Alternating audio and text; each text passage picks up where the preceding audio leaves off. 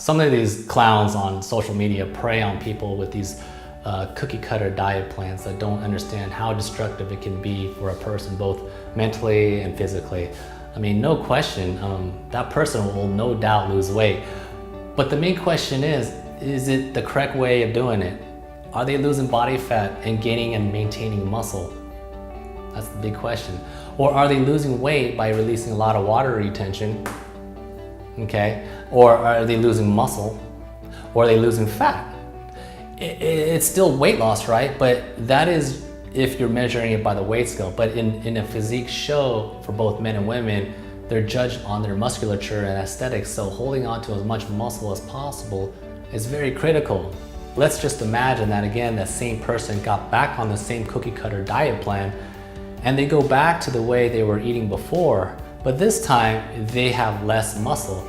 And as a result, they'll have a slower metabolism, which is easier to get fat. And this is pretty common to people who compete, and after the show is over, they binge eat.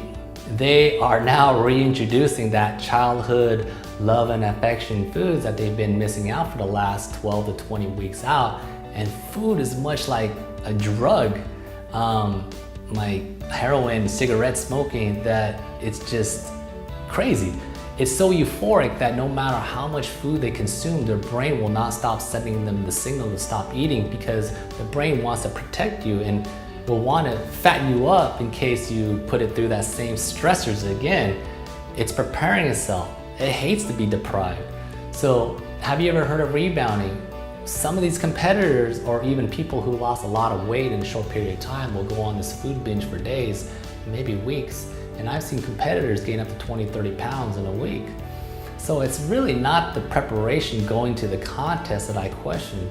It's the lack of preparation on how to deal with the aftermath of a competition. And that's where these online gurus tend to fail. They should also be concerned about your health, not about your pocketbook. So be careful. There's opportunists out there, I call them vultures, and they just want your money. So do your homework, folks. Don't let a picture of someone with a six-pack on a picture of themselves, fool you and with false hopes and promises. So don't get sold. Get educated. So it's not more about weight loss. It's more about body fat percentage. And there's two reasons why we're overweight or we're fat. One reason for being overweight or fat is lack of knowledge.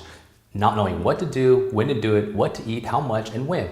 Because we haven't learned it. It's never been really taught to us. So when I consult with my new clients and they learn more about nutrition, they get amazing results pretty quickly.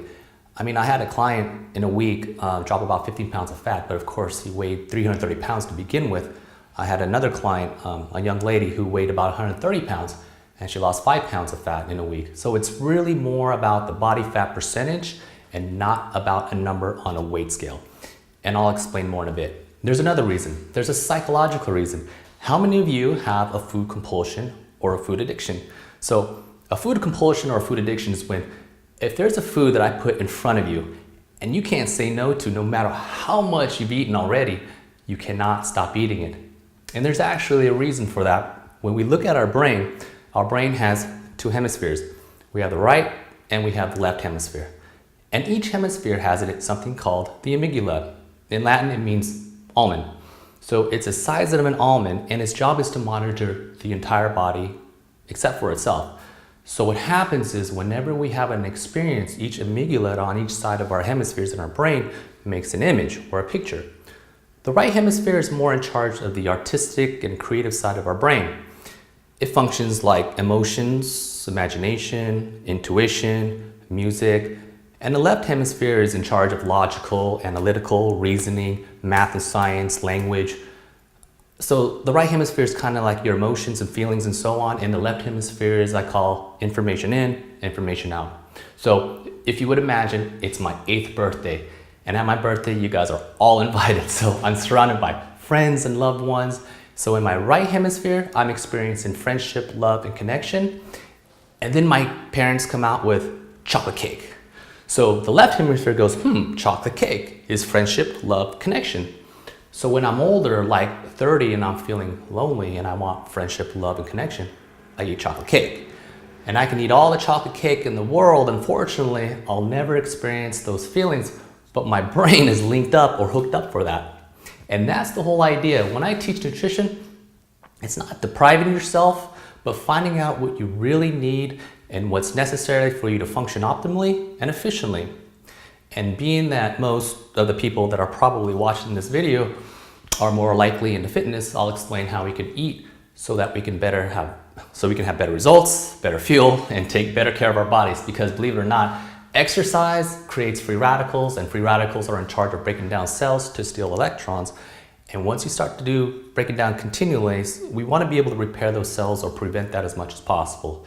So when we look at food, food consists of 3 macronutrients, and those are proteins, fats, and carbs. And these help supply energy for the body. With all these diets out there, there are these online gurus that can't explain simply what a protein or carbohydrate is. Let me make it easy and possible to understand. So you don't exactly need a biochemistry degree to know this. So speaking of degree, I got my bachelor's science degree from Purdue University, go Boilers, and a minor in nutrition in 1998. And before college, I worked at GNC in my hometown for a few years, and I was really into working out in high school for sports, and working at GNC at the time seemed like a great idea. The first day I was captivated, and after college I immediately started working for a sports nutrition company back in California, and still to this day I'm still in the industry, but at Max Muscle. I've competed in bodybuilding, drug-free shows, judge shows, but the really passion of mine is to help people with nutrition and supplementation. So all right, so let's move on, shall we? So let's begin and explain what's a protein. If it has a face, it's a protein. If it ran, swam, or flew on this earth, it's a protein. And if it grows from the ground, it's a carbohydrate. Tough so far. Follow me. Now when it comes to fats, fats are really important. And they can either come from an animal source or a vegetable source like almonds, avocados, olive oil, and other good healthy fats. And those animal fats I just mentioned, like bacon and butter and lard and grease, those are the ones we want to try to kind of avoid. So in our diet, we need around 15 to 30% of our total calories coming from fat. This drawing right here is an illustration of a human cell, and we have anywhere between 30 to 40 million cells on average, and every single cell is wrapped in fat called a phospholipid bilayer. And inside these cells, well, let me mention, we do need some fat to be able to make more cells, because if we can't make more cells, it's called aging. And most of us don't want to age prematurely. So a really low fat diet can prevent you in regeneration of your cells, because we're tearing down muscle almost daily, and we need to repair them, so we need to create more cells. Follow me? So what's interesting, inside of this cell membrane, we have these things called receptors. And receptors are kind of like locks on our doors. They allow certain things to go in our cells, and they allow certain things to go out of our cells. And so whenever we look at carbohydrates, fats, or proteins, again, when we eat them, they don't go right into our cells. They first go right into our stomach. They sit there long enough to get digested. The process of digestion is taking a solid and turning it into a liquid. So our stomach is basically like a blender. And once that food is blended, it leaves our stomach, goes into your intestines, and finally gets absorbed into our bloodstream through a hepatic pathway. Examples of carbs are like oatmeal, vegetables, potato chips. So to rephrase, we eat these carbs, it doesn't go to our muscle cells, goes to your stomach, sit there long enough to get it digested. Once they're turned into liquid, they leave your stomach, they go into your intestines, and they get absorbed into the bloodstream in the form of glucose or blood sugar. Have any of you heard anyone say, I have high blood sugar, or my blood glucose levels are high or low? So there's a high and there's a low. So what's normal? So normal blood glucose levels is anywhere between 80 and 120. And glucose levels in our blood is measured in milligrams per deciliter, which means how much sugar, milligrams, is in how many deciliters, or how much fluid, or how much amount of blood. And our blood is a lot like water. And if I take this water bottle and I start adding sugar or molasses or syrup in it, it gets really thick. And thick blood doesn't circulate really well. And what's really going to happen, your sugars levels will rise as we eat carbohydrates. They get digested and they go to our bloodstream. They go to a certain point, and once they hit a certain point, it's going to get really thick and it can't circulate. And then our body secretes a hormone called insulin. Insulin is the key that binds to every one of these little cells and shoots all this blood glucose in a form of glycogen. And all that glycogen is a whole bunch of glucose hooked together. And this is basically stored energy. So if glucose is sticky, glycogen is so much more sticky than glucose, and it's so concentrated that for every 1 molecule of glycogen, we pull in 3 times as much water inside the cell. So this bottle right here, this bottle right here is a pint of water, and a pint weighs a pound. So if I weighed myself right now and I drank this bottle of water, then I weighed myself again later, I'm a pound heavier. Am I fatter? No, I'm just less thirsty. So I don't care what the number on the scale in terms of measuring your progress. What really matters is how much room you take up in your clothes or your belt or the mirror. Follow? So somewhere here in my virtual world, I have 5 pounds of muscle and 5 pounds of fat, and it's obviously the same weight. So which 5 pounds would you rather have? So whatever you weigh right now, I give you this muscle, it's 5 pounds more. Would you be fatter? No.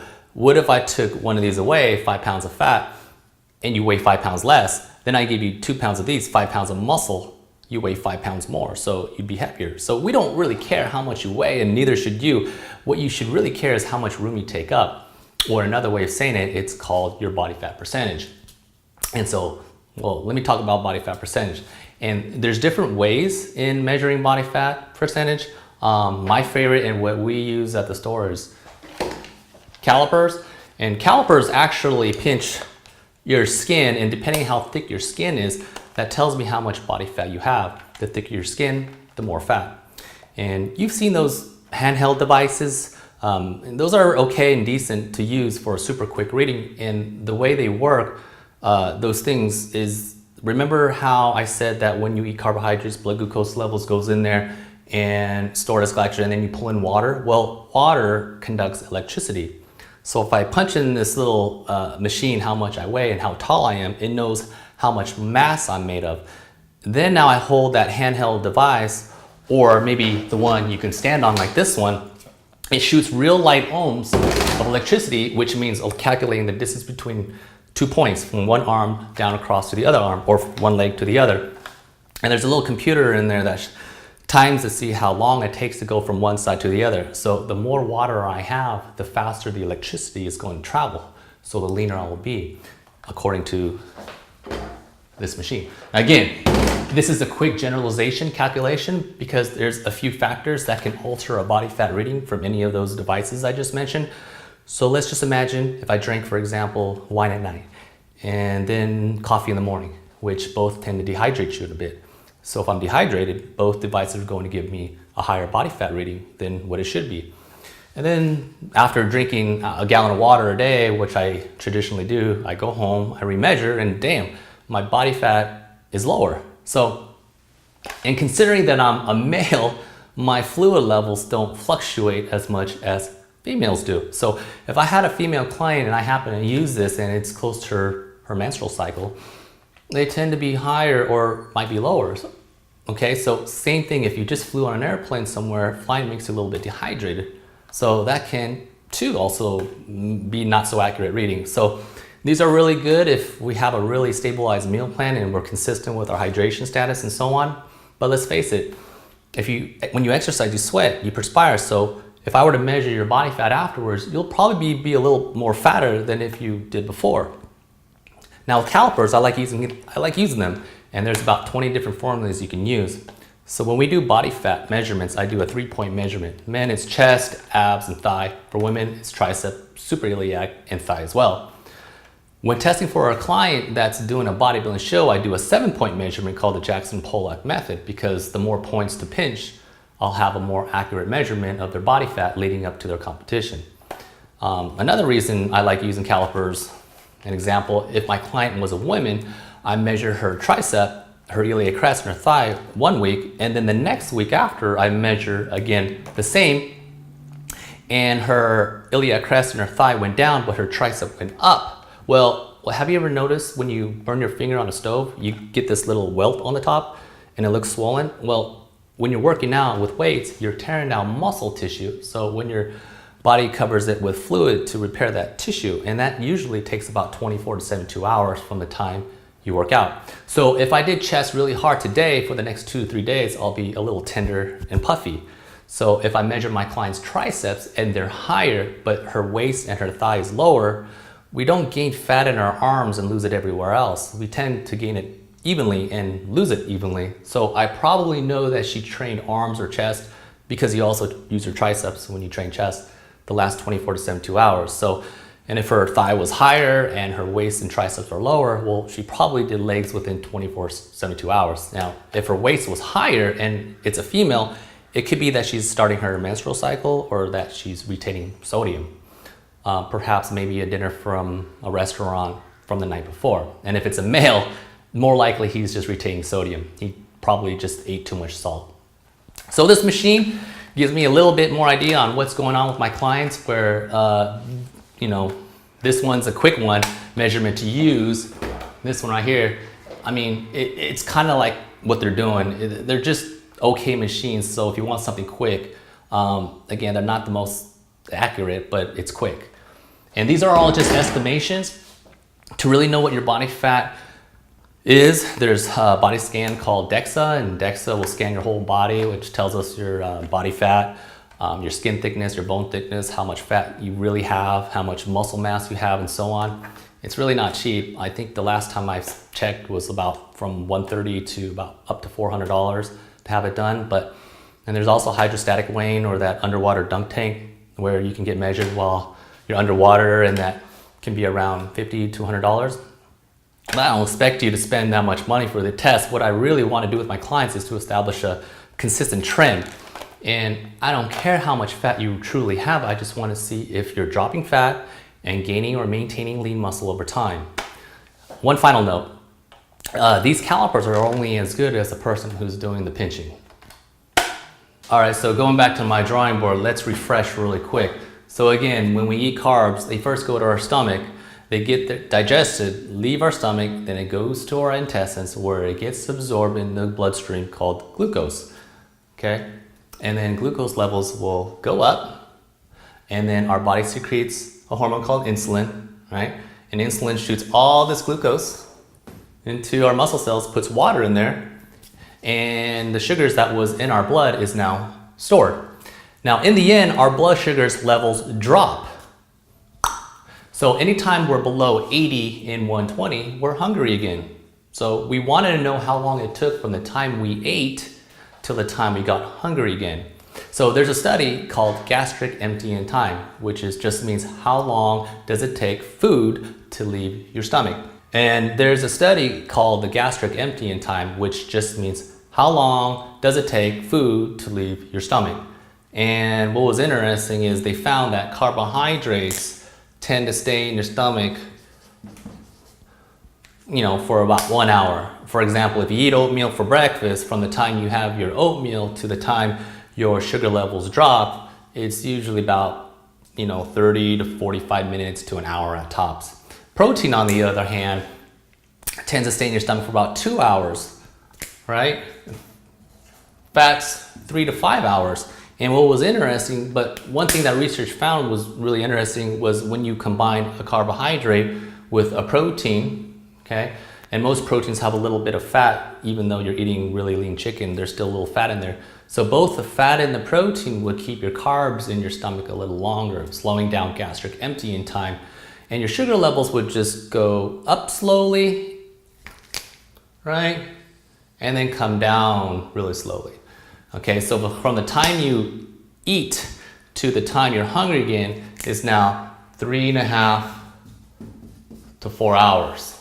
So how many of you have heard I should be eating every 3 to 4 hours? Well, now you know why.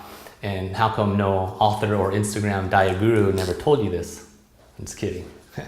So to help you keep your muscle and get rid of your fat, I have 4 basic rules that are really easy to follow. So rule number 1, I want you to eat every 3 to 4 hours, whether you're hungry or not. Okay? So imagine if you're camping and you want to keep that campfire burning all day. Well, you're going to put that firewood, which is your food, into the fire, which is your metabolism, to keep that campfire burning all day, which is like another term called thermogenesis, which means the ability to produce heat in organisms. So food generates heat. There's also a term called thermogenic effects of food. So whenever we eat, our body temperature goes up, and to stay warm, we need a certain number of fat. So when I measure people and I notice if he or she is pretty lean, they're burning a lot of calories just trying to stay warm because they have no fat and they're typically cold all the time. Fat is an insulator. So that's another way of burning calories. So rule number 2 is possibly the most important rule, and as every time you eat a carbohydrate, you must eat it with a protein. Okay, as I just explained. There's one exception to this rule, and that's a post-workout shake. So let me elaborate. So when we exercise, what we're doing is taking this glycogen, remember the stored energy that's in there? Remember we have 1 molecule of glycogen to 3 parts water, and this glycogen gets taken out to make energy, ATP, adenosine triphosphate. So when we're exercising, we secrete 5 hormones: growth hormone, epinephrine, norepinephrine, glucagon, and cortisol. And these 5 hormones have a specific job, and that is to block insulin. Okay, so they can break down glucose so that we can use it in exercise. So when we take out all this glycogen out of our muscle cells after you work out, you'll wait about 15-20 minutes, and then you'll drink a post-workout shake.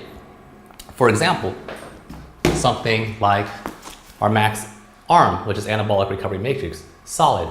Let me go in more detail about a post-workout. So numerous research studies have shown an ideal post-workout shake, considering if you did a full body exhaustion workout, you would want around about 65-70 grams of carbohydrates, okay? And these have to be high glycemic, and I'll explain what high glycemic means shortly. You also want about 20 grams of protein, and now the type of protein, what we want in your shake is something that leaves your stomach right away, and there's different types of proteins, and they come out of your stomach really slowly as well. So the best protein I recommend is to use something like that is 100% hydrolyzed whey protein, because you want it to leave right away and get into your muscle cells to replenish and then start the recovery process. The one thing about hydrolyzed whey protein, I used to work for manufacturing, and it's just really rancid tasting, and it tastes horrible, and it's pretty much really expensive to make. That's why you don't really see many of these proteins in the marketplace. The alternative is to use, and it'll work just as well, is an isolate whey protein, for example, like so. We have chocolate, vanilla, strawberries, and we have fruity ones. I like this one. And then you want about 20 grams of branched chain amino acids, or BCAAs. And they're also great when you're exercising. You're actually breaking down muscle tissue and releasing branched chain amino acids. And you use those, the ketone bodies, for energy. So if you take BCAAs during your workouts, you reduce the risk of breaking down muscle tissue, and you actually get better recovery afterwards and better muscle growth. And so then you take about 5 to 10 grams of glutamine. Oh gosh, glutamine is one of the best amino acids out there. It does many things besides muscle recovery. It feeds your intestinal lining of your cells, which are called enterocytes. So your body can absorb food better. It's the highest concentration amino acid in the spinal cerebral fluid. So your nerves will work much better. You'll think more clearly. It helps maintain muscle once again. It's one of the things that it's one of the main things that I like about it is it helps to secrete more growth hormone, and growth hormone helps to preserve and regenerate cells for faster muscle growth. So glutamine is one of the coolest amino acids out there. Moving on, I also would include about 200 to 300 milligrams of ALA, or alpha lipoic acid. And again, ALA helps your body to secrete more insulin. And why do you want more insulin? It's the timing of it. because when you spike insulin, it's going to shove all this glucose and all the amino acids right back into your muscle cells and causing something called cell volumization. So it's going to make you bigger and full of water at the same time with all these nutrients. For example, your car runs a lot better when there's water in the radiator because it keeps the engine cool. Well, cell volumization or cell volumizing, we found that when your cells are bigger and full of water, all the reactions that take place in your cells at a cellular level usually act with water. So by having that water in there helps the cells work a lot more better or efficiently. Okay, so that's really key. You also want about 1,000 milligrams of vitamin C. It's a vitamin antioxidant. Remember, you just create a lot of stress and free radicals after working out. And also 1,000 milligrams of vitamin E as well. Let's see what else. You want about 10 grams of creatine. Now, this is optional because it really depends on what the type of athlete you are. Creatine. So if you're a bodybuilder, a weightlifter, powerlifter, or even let's say a boxer, for example, is somebody who needs to do something really quickly and fast speed, creatine is great, and it's one of the most researched supplements today with positive and effective results.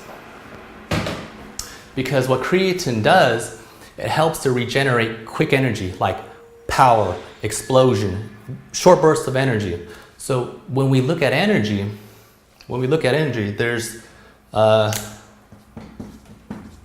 three types of energy. We have ATP phosphatidylcreatine energy system, which lasts about 10 seconds. Then you have the anaerobic glycolysis, which is burning sugar without any oxygen, which can last anywhere from 30 seconds to a minute at the most, maybe depending on how well-trained an athlete you are. And the third is aerobic glycolysis, and which can last up to 4 hours. And aerobic just means exercise with oxygen. So when you're running a marathon and you're over here, you're just using fat and carbs for an extended period of time. So creatine does absolutely nothing for you. So in addition, when you're holding your breath for less than 10 seconds, like a 40-yard sprint, it's not going to do much for you either. But if you're over here in the weightlifting arena or boxing, for example, where you have around 10 seconds, like for example, how long does it take you to do like a set of weights? 8 to 10 seconds, right?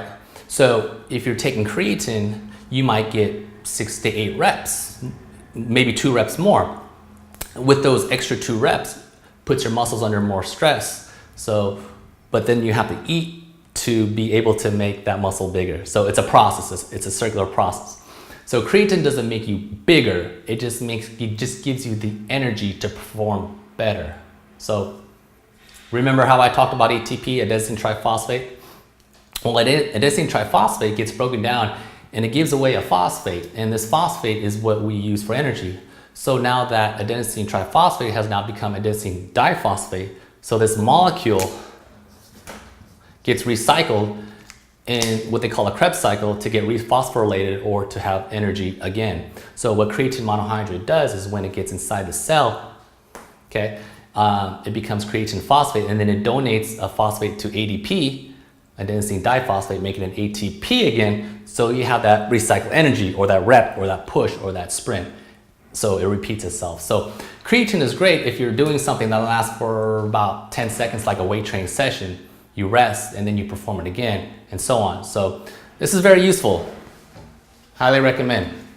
Okay, so if you're a marathon runner or a cyclist, creatine will, when it gets inside your cells, it just pulls in more water. Okay, and I see people gain about 10 to 15 pounds of water on creatine. So I've seen cyclists pay up to $5,000 for a bicycle that's about maybe 10 ounces lighter. So why would you put in 14 pounds of water and pay $5,000 for a bike that's lighter? It doesn't make no sense. So creatine doesn't work well for triathletes or marathon runners or cyclists unless you're maybe off season and would like to build up muscles for power and strength.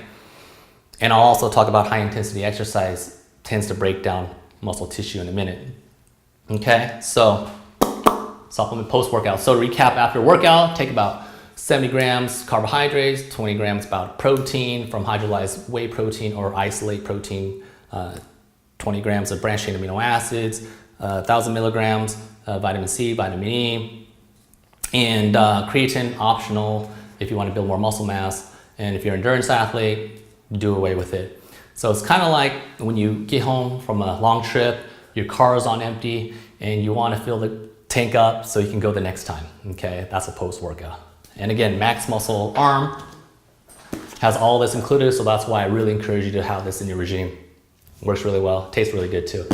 And I've had customers that run marathons, CrossFitters completing a recent competition, clients that just did a Spartan race or something, and they usually can't move for about a week, and I had them do this, or what I just suggested, and about 2 to 3 days later, they're like, I'm ready to do another one. And but I don't recommend to do another one, but it's that effective, so you get my drift. And worst case scenario, if you had nothing else, even if you had about 70 grams of sugar from any beverage other than high fructose corn syrup, it would raise your sugar levels and go right back into your muscle cells to replenish it as well.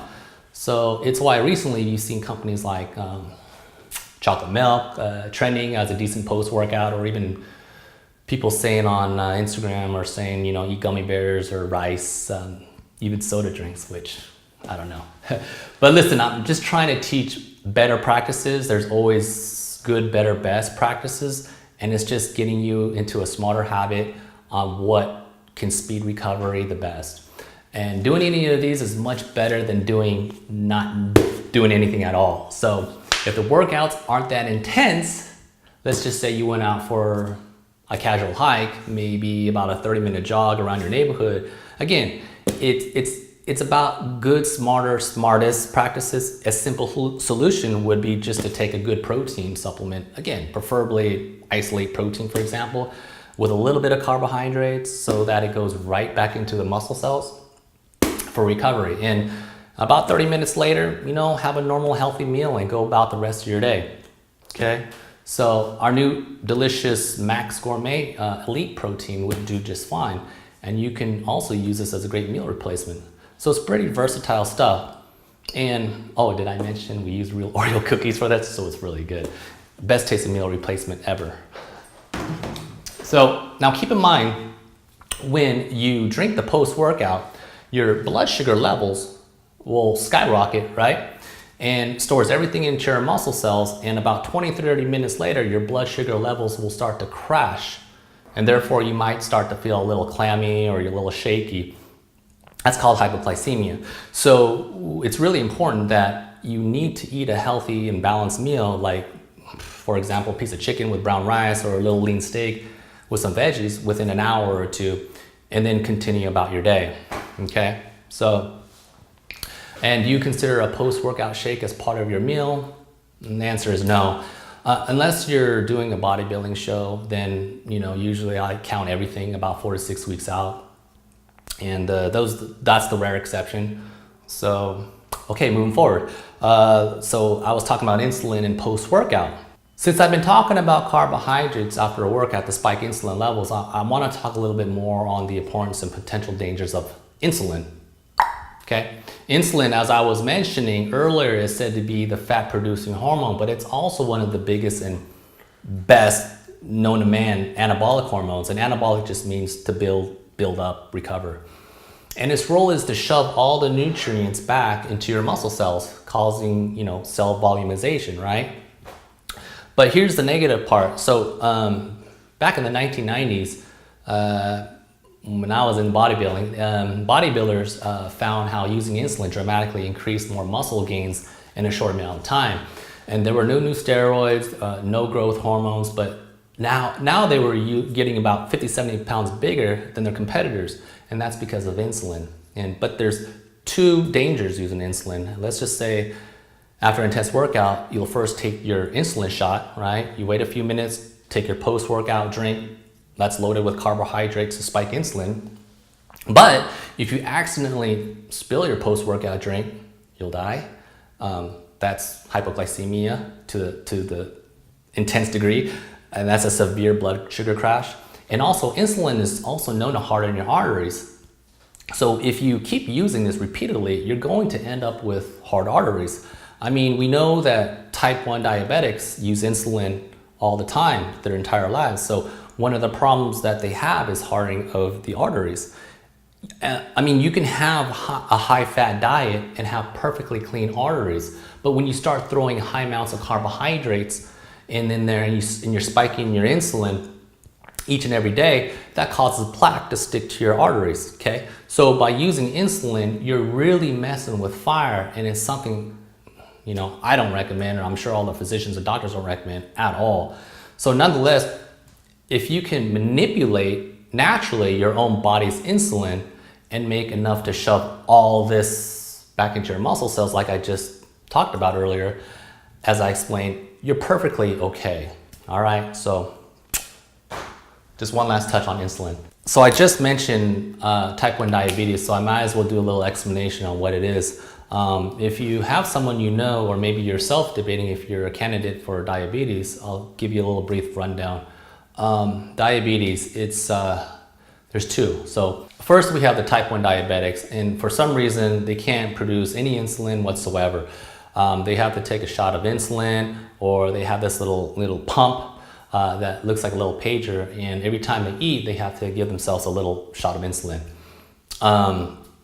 Type 2 diabetics, there's different things that can happen.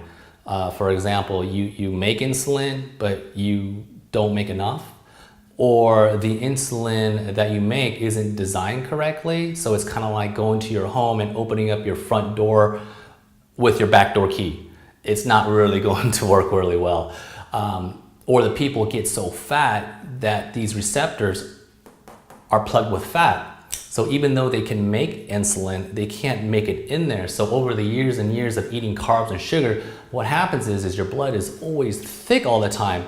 And the way that cells get blood to them is kind of like a big hose, like an artery, and they get smaller and smaller and smaller, and it travels farther away from the heart, and they become what is called capillaries. And capillaries come from the Latin word hair. So boom, boom, hair, right? So these little hair-like structures get brittle, and they end up breaking due to high sugar levels. So blood doesn't reach your legs. And that's why if type 2 diabetics don't take care of themselves, they can have their leg amputated. So if your sugar levels are way too high, what happens is that your kidneys will have to filter all that sugar. So they tend to have kidney damage. So the only part of the body that doesn't have these little receptors is our eyes. So our eyes don't have those receptors. So again, a lifestyle with high sugar, that sugar starts flooding your eyes and eventually damages them.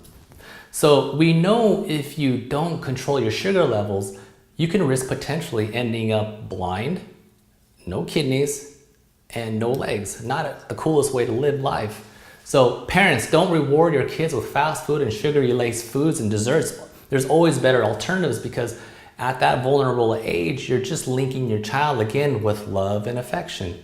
So find healthier foods, like, you know, different rewards, like buying a new outfit, a new baseball glove, a new skateboard, even a new cool backpack for school again, okay? So a quick recap. So you eat carbohydrates, your sugar levels drop, the body secretes insulin, stores everything in the form of a glycogen, your pulls water in, blood sugars drop. The whole idea is to keep your sugar levels between 80 and 120, okay? So if we want to control our glucose levels or blood sugar, what's the food that we have to control? Proteins, fats, or carbohydrates?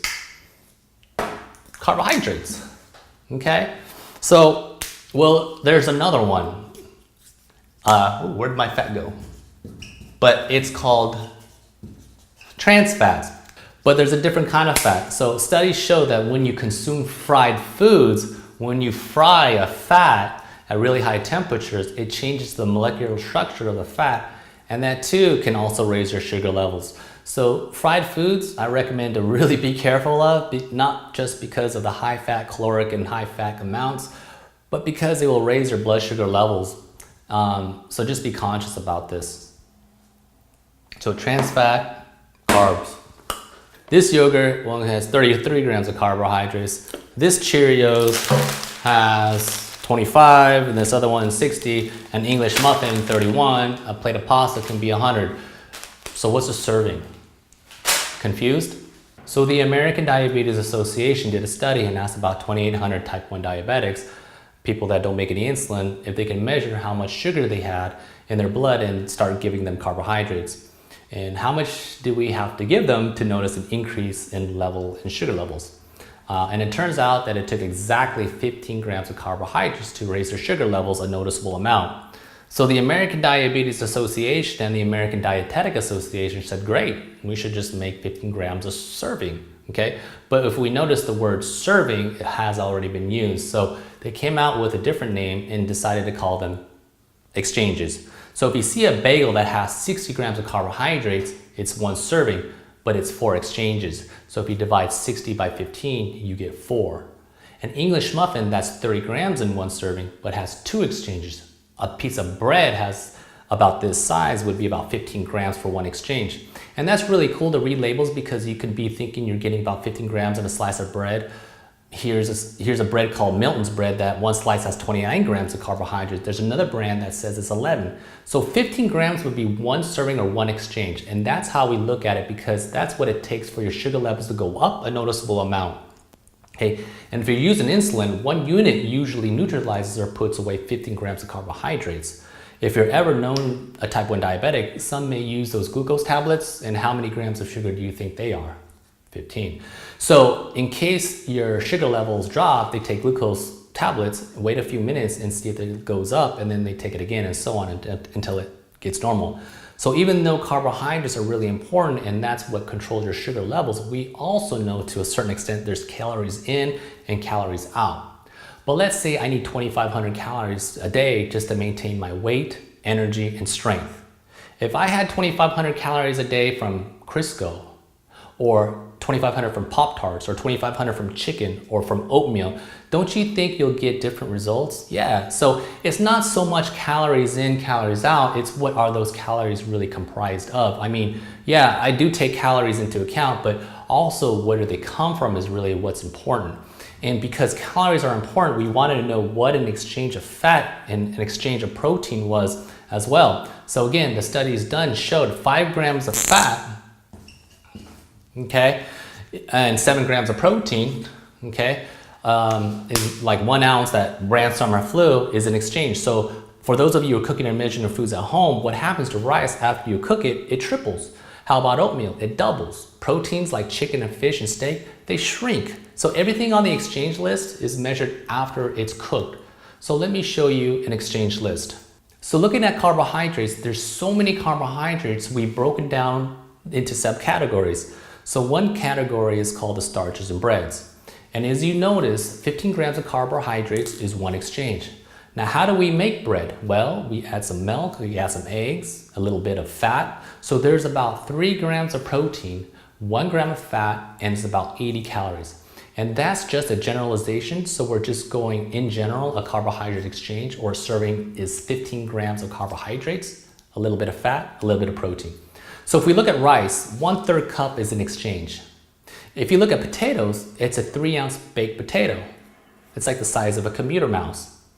And when I work on customized meal plans with my clients, I help to figure out how many exchanges you need for breakfast, morning snack, lunch, midday snack, dinner, PM snack, and so on.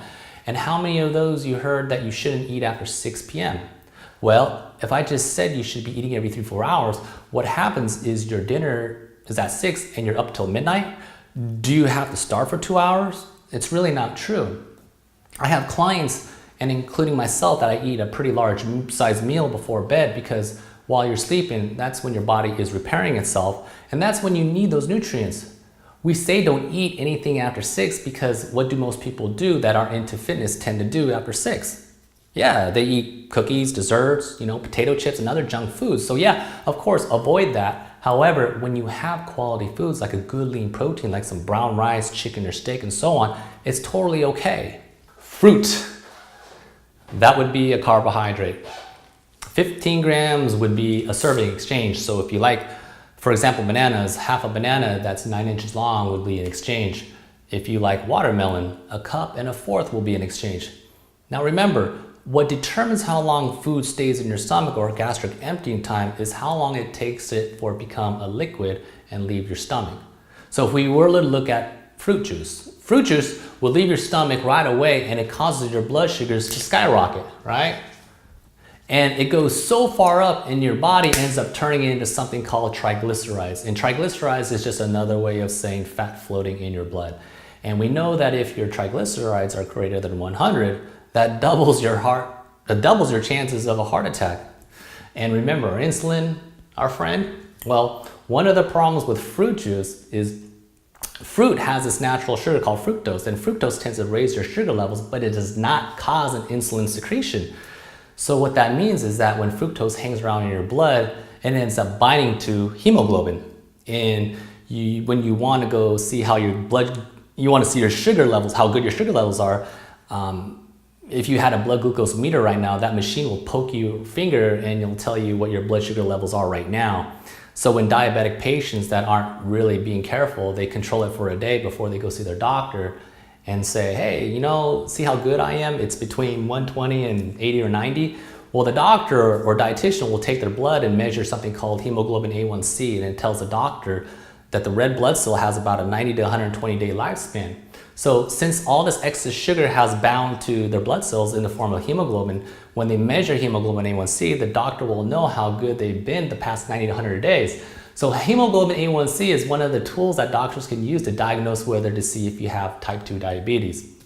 And fructose, or fruit sugar, is a leading cause of diabetes in children. So remember how you had type 1 and type 2? Well, in type 1 diabetics where you don't make any insulin, and used to be called juvenile diabetes, and that usually meant that you got a virus or something happened that attacked your pancreas, which caused you to stop making insulin. So now that you have to take insulin shots, now it would take you a lifetime to get so fat that you would plug your receptors with fat and trash your pancreas, so you'll be an adult by then. So what's called type 2 diabetes or adult onset diabetes, but it's changed. Now we have these 8-year-old kids getting so fat too that they have type 2 diabetes, so they're not adults, so we can't call them adult diabetes anymore. And the reason?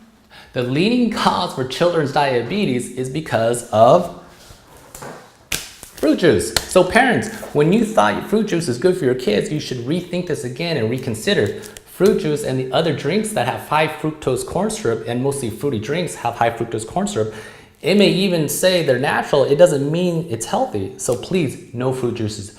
So again, we like to avoid fruit juices because of their high fructose content, okay? And remember that rule, if it has a face, it's a protein. Well, there's a couple of exceptions.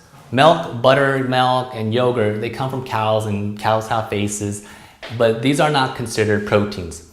If you look at a cup of milk, it has 12 grams of carbohydrates and only about 8 grams of protein. And there's a little bit of fat. When it comes to exchanges, we have to go with what does the food have the most of, okay? So if you look at nuts, they have protein and they also have fat, but they're also mostly fat, so we consider them fat. The same is true with milk. They have mostly carbohydrates, and even though there's some protein in there, we consider milk a carbohydrate. And again, talking to the parents, if you have kids and if they're under the age of 2, I recommend having them take whole milk. Once they're older than 2, I recommend to stop using whole milk and go to using skim milk or 1%. Skim milk is non-fat milk, potato. Okay, so the next on the carbohydrate list is vegetables. And kids, vegetables are really cool. When I talk about vegetables, 1 cup of raw vegetables is an exchange, or a half cup of cooked steamed vegetables. But in reality, if you want to eat a whole cabbage or an entire casserole mixed bagged steamed vegetables, I really don't care, especially the vegetables that are called cruciferous. A cruciferous vegetable looks like a crucifix, right? It's a cross. So if you broke open a broccoli or a stem or a cauliflower head, inside you'll see a little cross, and you want them because of their high fiber content. And fiber is good because it helps to slow down gastric emptying time, helping you to control your sugar levels a lot better. So if you're overweight or have type 2 diabetes, including these types of veggies in your meals would be paramount to stave off hunger and help trick your brain in feeling satiated or full after your meals. Still on the topic of vegetables, I've happened to work with vegetarians, and the challenge with people who work out a lot and rely mainly on proteins, vegetables, Vegetable protein is not as high quality as animal protein. If we look at protein, imagine a brick wall and each brick being an amino acid. The mortar or what holds the protein together is called bonds. Vegetable proteins have certain bonds, and there's tertiary bonds and there's quaternary bonds. The bonds that hold vegetable proteins together require a specific enzyme to be broken down. And as humans, we don't have those enzymes. We don't have 7 stomachs to be able to break down those things like cattle do. If we did, we probably wouldn't even need to be concerned about body fat percentages. So even though there's protein in beans and protein in vegetables, the amount that's in there isn't readily available for us to absorb. And more studies, for example, when you eat beans or vegetables that give you gas sometime after, it's not much from the fiber, but it's from the undigested protein. Because when we eat protein, again, it first goes to our stomach, then to our intestines, and when it gets to your colon, there's bacteria there that possesses those enzymes to break down those bonds. When those bonds break down, it's hard to digest those proteins, and it creates gas, bloating, and some discomfort. And that's one of the ways when you take a protein, whether it's food or a shake, this is a good indicator. If it's a good quality protein, your stomach will never lie to you, okay? So that's a good little tip for you. Earlier I mentioned something about the glycemic index, and so let me go ahead and explain how they came out with the glycemic index. So during a study, they gave 50 grams of pure glucose sugar to a group of people, and they measured their sugar levels and noticed that each person's sugar levels went up, and then they eventually came down. And then they said, okay, we're going to call this area A. And then they took 50 grams of another carbohydrate, and they noticed their sugar levels went up and came back down again, and they said this is area B.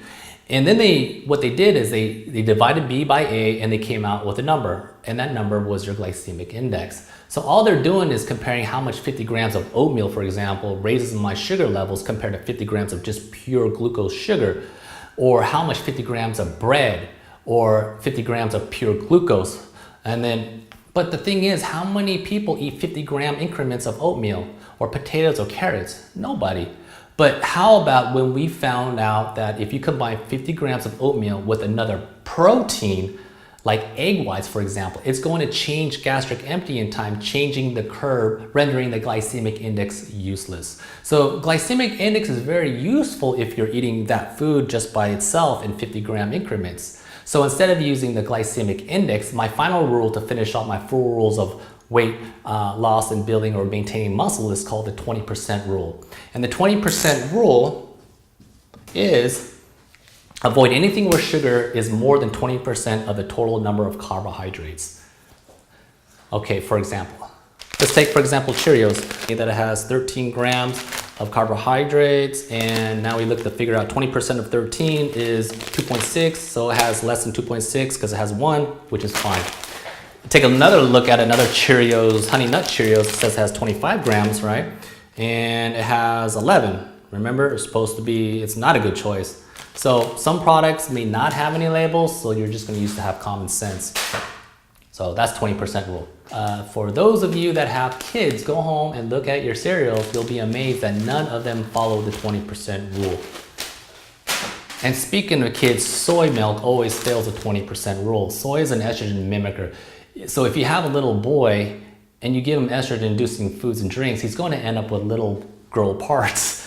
Not a good way to go through middle and high school. But if you have a little girl and you give her frequent amounts of soy, she'll end up with bigger parts, and she probably doesn't want that early in life as well. And when it comes to the way we absorb soy protein, these intestinal cells have these receptors also, right? And there's 2 ways to absorb protein. One is called active diffusion, and the other one is called passive diffusion.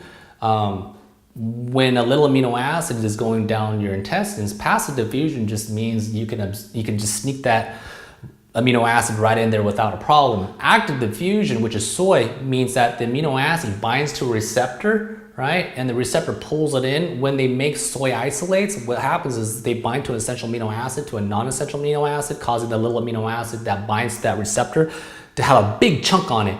So it's about huge. So when that receptor pulls it in, okay, it creates tears or perforations, which means piercings, like irritable bowel syndrome or in all sorts of other stomach problems. There's like 73 different research articles showing the dangers of using soy in general. So when I look at a protein bar or a protein powder that contains soy isolates, personally, I avoid them, and I recommend so should you. The only receptors that men have for estrogen is right here, right? So if a man starts feeling tenderness around the nipple region, they could end up having the problem from soy. And there's many athletes to get that also get that. But when we look at hormones, we start with cholesterol, and our body changes some of the bonds in our cholesterol and makes it into testosterone. And then you change that one bond over and testosterone becomes estrogen. So if you make too much testosterone as an athlete or somebody that's exercising, your male, it could aromatize, or what they call converted, and become estrogen. And that's how guys end up with gynecomastia, which is male breast development or man boobs. Okay, so the other way that happens is people that take too much testosterone, like pro bodybuilders or somebody that's trying to enhance their physique, it aromatizes and becomes estrogen and ends up with gynecomastia again. Perhaps that's okay because that guy knew beforehand it's directly from a drug he's using, but why give your little kid soy and have them go through childhood with all these problems? That's my point. So if the kids have an allergy to milk, it's usually either because of lactose intolerance, so which means they can't digest sugar inside milk called lactase. So you can either drink something like Lactaid, which means milk that's already been pre-digested, so that the sugars are no problem, or if they are completely allergic to milk, they can use almond milk or rice milk. They're safe and they're good alternatives. Anything you want but soy. Soy is horrible. Sorry. Meat and meat substitutes. And just like carbohydrates have different categories, we have 4 categories for meats. We have very lean meats, medium fats, and high fat meats. As I mentioned over here, 7 grams of protein is one exchange, and that's what you'd find in 1 ounce of meat. So if you look at the exchange list, they're all basically 1 ounce, 1 ounce, 1 ounce. Now, as the name implies, a high fat meat is high in fat. It has 8 grams of fat to 7 grams of protein. Things like pork, sausage, and Swiss cheese and other high fat items, I'd like you to avoid those. Medium fat meats have 5 grams of fat per ounce, and that's some cheeses, chicken, turkey, dark meat with skin, whole eggs. If you look at an egg has 7 grams of protein. 3.5 are in the yolk and 3.5 are in the white. And the yolk is 6 grams of fat, so the egg falls into medium fat meats. The ones that I like to have you eat most often are these 2 right here, very lean meats and lean meats. Very lean meats have 0 to 1 gram of fat per ounce. That would be turkey breast, chicken breast, tuna and water, low-fat cottage cheese, non-fat cottage cheese, egg whites, and so on. Lean meats have 3 grams of fat per ounce. That would be filet mignon, salmon, Parmesan cheese, so you can still eat normal foods. When it comes to fats, 5 grams of fats is an exchange. We also have 3 categories: monosaturated, polyunsaturated, and saturated fats. Out of those 3, I like you to avoid saturated fats with one exception, something called MCT, medium chain triglycerides. When we look at fats, fats are characterized based on how many carbon chains they have. A medium chain triglyceride has 9 carbons. What happens when you consume MCTs, it goes to your stomach and then it goes to your intestines and it gets absorbed right into the bloodstream for energy. So you cannot store MCTs as fat. If you consume olive oil, for example, which is another fat good for you, however, it would get stored as fat if you take too much of it. And looking at fats, if we look at an avocado that is about 4 inches across, that's about the size of this baked potato here. If you take 1/8 of an avocado, that gives you 45 calories and 5 grams of fat. So if you were able to eat the entire avocado, that's 360 calories and 40 grams of fat. 6 almonds will give you 45 calories. I have a pretty big hand, and I can grab a handful of almonds, and even though they're good for me and they're all natural and they're a good source of fat, that's a boatload of calories. So we like to eat those fats, but we like to eat them in moderation and eat the right ones, okay? Free foods. When it comes to free foods, this list right here is pretty cool because we have vegetables such as celery, cilantro, cucumbers, onions, peppers, radishes, salsa. You can eat as many of those you like, and there's absolutely no limit. So when people say they're going to lunch and I'm going to have a salad, Well, cool, but it's not going to give you any carbs for energy. It's not giving you any protein. It's just filling you up because salad is mostly made up of water. So your sugar levels will still be low. And if something has 20 calories, like a teaspoon of sugar-free jelly or jam, or maybe a tablespoon of ketchup or some low-calorie salad dressing 3 times a day, it's totally fine with me. Okay. So another question is the choice between eating real solid foods or having liquid shakes throughout the day. Speaking of burning calories, if you had the choice for the entire day, or you can use meal shakes or meals, I mean, I like using the shakes only if you have the choice of skipping the meals or having a shake. By all means, have a shake. I mean, but when you eat food, your body has to work and break down the food, which burns more calories. So when you drink something, your body doesn't have to work as hard. The whole idea is making your body work. How I determine how much water you should be consuming, we need 1 cc or 1 cubic centimeter of water per calorie. So when I create meal plans, this also tells me my client minimum and maximum of how much water they should be drinking. So there's 30 cc's in 1 ounce. So if you take your total caloric intake and divide it by 30, that tells you how many ounces your body will need. So if you're, for example, on a 3,000 calorie meal plan, divided by 30, you'll get 100 ounces. A gallon of water, like those milk cartons, is about 128 ounces. So a gallon would be kind of like your marker. And here's a fun fact about water. You don't have to do this to the extent. Should you drink cold water or hot water? Well, body temperature is 98.6 degrees and ice water is 32 degrees. So if you drink ice water, your body has to heat it up to 98.6 degrees. For every gallon of water, of ice water that you drink, you burn about 150 calories. So for someone doing all this cardio and is looking to lose more weight, drinking ice water will actually help you burn more calories. Again, this whole idea is to get your body to work, just like eating real food for your meals instead of shakes, like the example I just gave. So when I used to do meal plans for people who competed, when it gets closer to their show, I would take their shakes out of their meal plan because shakes are already pre-digested, so they don't really have to do anything or work harder. And if I give them chicken or steak, they have to go through the process of digestion, which burns more calories, and they're already at a deficit.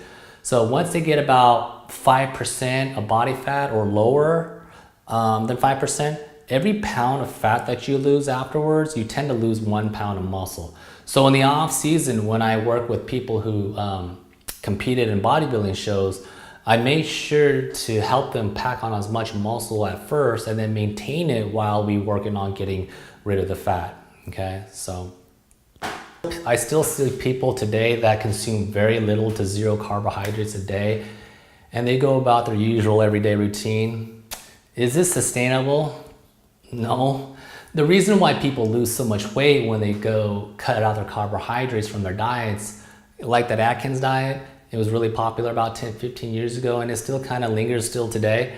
Well, in the induction phase, which is the beginning of the diet, you cut out all carbohydrates. So when you cut out all carbohydrates, you drain all your body of the glycogen, right? And all the water that was inside, and people can lose around 10, 15, 20 pounds of water, seriously. And they go into this something called ketosis. Ketosis is where you burn fat inefficiently, so you tend to burn more fat. And that's okay, but again, your brain needs about 100 grams of carbs just a day just to be able to think clearly. So when people drop it under 100 grams, I mean, you'll have trouble thinking and remembering things, and you become spacey and sometimes irritable. It's not a cool way to be living. But however, bodybuilders do this on purpose. I teach them because I teach them, obviously we have a plan and strategy, and we practice technique like weeks out before a show. So what happens is we drain out all the water and then we shove it back in with glucose and glycogen so they're full, and it gives more of a dramatic effect. So we'll choose a week, many months out from the show, and we deplete with carbs for 5 days, and then you'll start loading up for 2 days, and then you'll cut water out. So what happens, so what we're doing when you're loading, you're shoving all this glycogen back in your muscle cells, And when you stop drinking water, all that water between your skin and your muscles gets sucked into those muscles, and you look ripped and shredded and full of muscle, right? But if you eat too many carbs, you spill over, what they call it, and you look smooth on stage. If you didn't eat enough, you look flat, okay? However, the other dangerous problem is if you're not a bodybuilder, you're just doing this because you're overweight, and this especially happens to the people who are obese. And remember, they got to being obese from overeating for many years, so it's certainly a psychological trait. You can't get to be 300 pounds by eating normal. So they go on this Atkins diet where they cut out all their carbs, and they do this for about 3 weeks. By the 4th week, they're looking at that chocolate, cake, or pizza with love and affection, and eventually they're going to say, you know what, forget this. I can't resist this no longer, and they're going to end up eating the whole cake or pizza eventually. So they eat the whole pizza with all those carbs, and what happens is their body will start to overcompensate, and instead of putting one molecule and 3 times the amount of glycogen, like I just mentioned earlier, it still has to remain that ratio. So now it puts in 9 times, okay, the amount of water in the cell. So the muscle cells will get bigger and bigger until they can't hold water anymore, and they'll actually tear, and water spills over. When water spills over, it's called third spacing. Name a muscle in your body that cannot afford water and tears in it. Your heart. And that's why people that were on the Atkins diet, they go on this high amounts of carbohydrates, and possibly they died. And you know, there were cases that people died of a heart attack. So if you're going to do this, you need to make sure to be coached to slowly increase carbs back into your diet. My advice would be to add about 25 grams of carbohydrates a week. So they go from 0 carbs to the next week, add 25, and then the second week, add another 25. So you got a total of 50, and the third week will be 75, and reassess to see how they're feeling, and then maybe go back up to 100. And this is safe. However, bodybuilders do this on purpose because they know what they're doing, and most of the time know how much exactly they need.